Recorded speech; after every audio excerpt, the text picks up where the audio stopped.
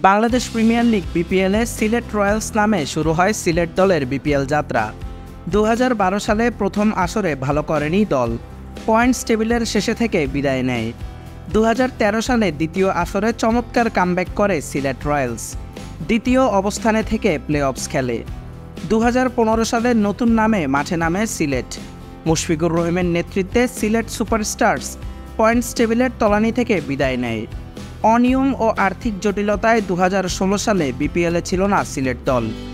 2017 ও 2018 সালে নতুন নামে বিপিএলে ফিরে সিলেট সিক্সার্স হয় দলের নাম নতুন হলেও পারফরম্যান্স পুরনো। 2 আসরে 5 এবং 6 নম্বর পজিশনে থেকে শেষ হয় বিপিএল। 2019 ও 2022 সালে আবারও নতুন নামে মাঠে নামে সিলেট দল। সিলেট থান্ডার্স ও সিলেট সানরাইজার্স নামে বিপিএল খেললেও পারফরমেন্সের হয়নি কোনো উন্নতি।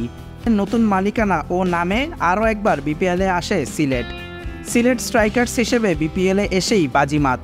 প্রথম আসরেই সিলেট খেলে ফেলে ফাইনাল। 2024-এ আবারও সেই পুরনো পারফরমেন্স। সিলেট স্ট্রাইকার্স পয়েন্টস টেবিলের 6 নম্বরে থেকে শেষ করে বিপিএলের সকল আপডেট পেতে আমাদের চ্যানেলটি সাবস্ক্রাইব করে আমাদের সাথেই থাকুন।